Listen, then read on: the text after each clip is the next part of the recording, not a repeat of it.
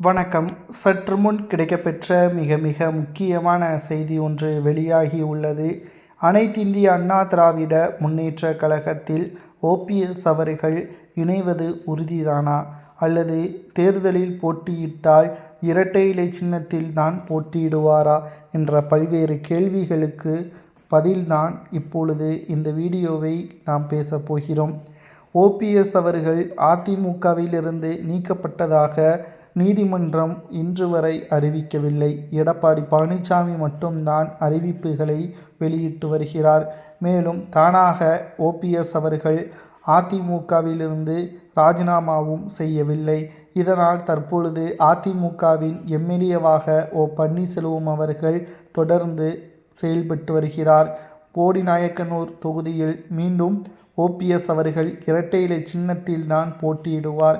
அதற்கான அனைத்து வேலைகளையும் செய்துவிட்டார்.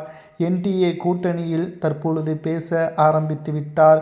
பாஜகவிற்கு ஒதுக்கீடு செய்யக்கூடிய தொகுதிகளில் 5 தொகுதிகள் ஓபிஎஸ்ஸுக்கும் அவரது ஆதரவாளர்களுக்கும் பெற்றுத்தர முடிவுகளை ஓபிஎஸ் அவர்கள் எடுத்துள்ளார்.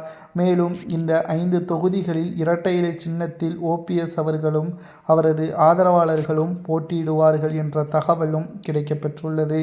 இது மட்டுமல்ல, ஓபிஎஸ் அவர்களுக்கு அதிமுகவில் இடம் கிடைக்கவில்லை என்றால் அவர் என்ன செய்வார் என்ற ஒரு கேள்விற்கு பதிலும் கிடைத்துவிட்டது. தமிழக வெற்றி கழகத்துடன் இணைந்து கொள்வார், வேறு வழி கிடையாது. விசில் சின்னத்தில் கிட்டத்தட்ட தென் மாவட்டங்கள் முழுவதும் போட்டியிடுவார். செங்கோட்டையனுடன் பேச்சுவார்த்தை நன்றாகவே முடிந்துவிட்டது.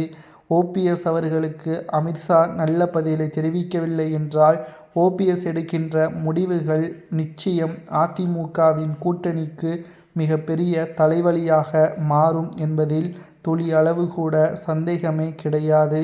2026 சட்டசபை தேர்தல் திராவிட முன்னேற்ற கழகம் வெற்றியடைகிறதோ தோல்வியடைகிறதோ, ஆனால் ஓபிஎஸ் அவர்கள் தென் மாவட்டங்களில் பெரும் ஆதரவுகளை பெற்று எம்எல்ஏவாக, அவரது ஆதரவாளர்கள் எம்எல்ஏவாக முக்கிய அதிகாரங்கள் படைக்கக்கூடிய தலைவர்களாக செயல்படுவார்கள் என்பதை நாம் உறுதியாக கூற முடியும்.